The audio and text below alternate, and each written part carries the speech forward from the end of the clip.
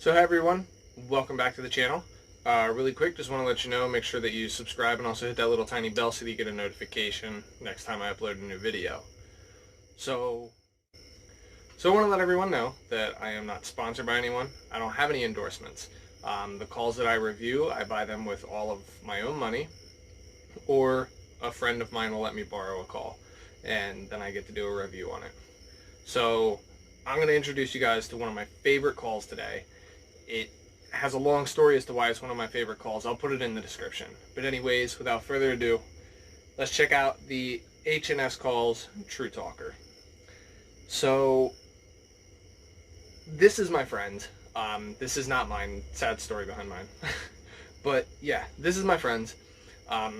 He lent it to me and I haven't blown into it yet. I bought one of these when I was younger and had it for many years, called in many deer with this call, and lost it while I was tracking through the woods one day, searched for it, couldn't find it. 2 years later, I'm going down the same path, following a blood trail, and I ended up kicking it. Well, this has a wooden reed in it. By that time, it was destroyed. So, sadly, I didn't have my favorite call anymore. I found my favorite call, and it was destroyed, and I haven't been able to find one to buy. So borrowing one from a friend was awesome. I was really happy that he had it because I really wanted to do a review on this call. Now, like I said, I haven't blown into this call since he let me have it. I think part of it's because I have such a nostalgic idea of how this call sounded, and I don't want to build the call up before I really blow into it. So anyways, the look and the feel of it. It's just a black tube. Just a black tube. It has a soft spot up here for where you can push in to control your tone, or change the H class if, along with 3 little bands, they're all there. You could set them to wherever you push your finger in. I never really found great use out of it when I had the call, but if somebody does have this call and they use it, that's cool. But yeah, so it's just a black tube. There's not much to really discuss on how it looks and or feels. Ease of use, it's probably one of the easiest calls I've ever had. You just blow into it. That's all that there is to this call. And I think that's part of the reason why I like it so much. It's so simple. There's not really any guessing, unless if you haven't practiced putting your finger in certain spots here. Now, the sounds that come out of it, when I used this call, I used it specifically for buck grunts. Every once in a while I'd press down in the middle and try to imitate a doe, but me, as I was much younger than what I am right now, I didn't really have the patience, and I never really got that good doe tone, so I never used it. So yeah, let's go ahead and get into the sounds of it. So we're just going to do a few sounds. I'm not going to press down anywhere in here for the first time. So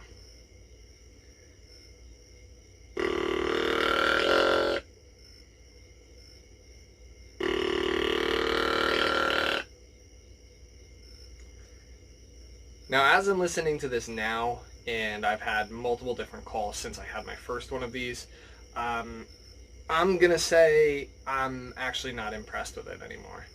Realistically, I'm not impressed with it. I'm not sure if you're gonna be able to hear it in the video, but I heard a lot of reed click. And once again, for anyone that doesn't know what the reed click is, it's when you can hear the reed inside of there slapping up and down. And I could hear quite a bit of that with this. And in my opinion, if I can hear that, a deer is gonna be able to hear it. So it's still just an awesome call for me, my own personal reasons. So we're gonna pinch down maybe about a quarter of the way back in the area that you can press your finger down, and we'll hear what this sounds like.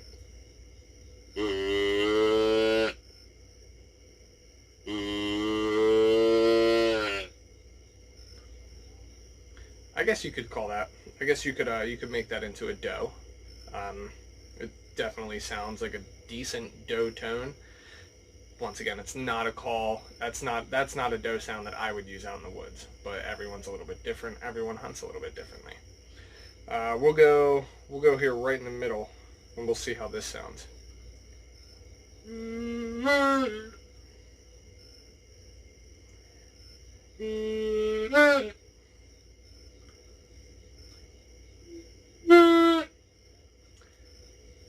Now that call made that sound, I do remember it.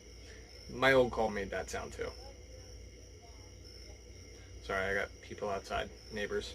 I do remember now that I think of it, my old call did that too. To where if you pinch down at like the wrong spot, it could just make a tone that really wasn't anything near what you wanted your call to make. Especially while you're in the woods. If you know that there's a deer 80 to 100 yards away from you, and you want to call to that deer, but it's a smaller deer, and you try to make that sound, I don't think that they're going to come into that.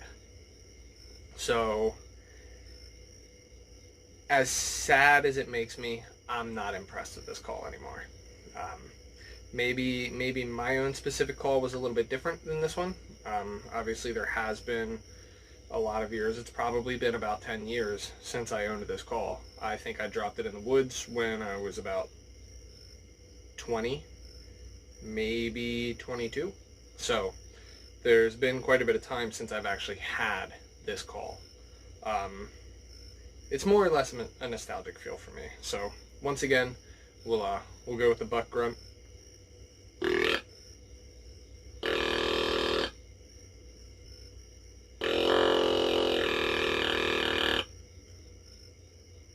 Another thing, that tone change right there, I didn't force any more air out of it than what I was throughout the entire duration of the call. There was definitely some tone change in there, and I'm looking down in here to see if there is an O-ring that's in there. Maybe if it's crooked, or if it is actually still connected, which it definitely is, or else the call would not sound like a call at all. But yeah, there was definitely a change in tone there, and I don't know, I'm not impressed with it. It's not something that I would take into the woods, me myself personally, with all the other calls that I have. But I am still very, very happy that I got to do a review on it. Once again, the description to my H&S True Talkers will be in the link. I have the H&S True Talkers 2. I think it's the second version. I bought it right after I lost my first one, because when I lost it, me and my dad, we went out searching in the woods for about 3 days for me to try to find it, because that call made me a very successful hunter. In the 2 to 3 year time frame that I had it, it made me a very successful hunter, and I just loved that call. Looking back on it now, yeah, I definitely think it's a nostalgic feel that I was so excited to do this, and that I was thinking to myself, like, this is one of the best calls I've ever had. I'm not impressed. I still like the tone that it makes, but there are subtle things that I don't like the reed click, or the unexpected, unprovoked change in tone. It is what it is. It's not my call. I don't even think my buddy that I borrowed this from uses it, because he told me, he's like, yeah, I have one in my hunting gear. He said, I don't ever use it. So yeah, I very highly doubt that he takes this out in the woods, but it is still a pretty cool call. I haven't been able to buy one for 10 or 12 years. I've been looking. I look every now and then, but yeah, there's no taking this apart or putting it back together. I mean, you can. There's rubber right here. You can peel this back and take it apart, and do whatever you want to do with the reed and put it back together, but it's not necessary. It's a hard tube. It's not an accordion style tube. But yeah, so that is the H&S calls True Talker, and make sure to hit that subscribe button. Also hit the little tiny bell so that you get a notification, and check out the description for the link of why I was so excited to review this call. Thanks for watching. tune in next time. I try to upload a video once every 2 or 3 weeks, depending on when I get new calls or whenever I have free time. So yeah, once again, thanks for watching. Thank you.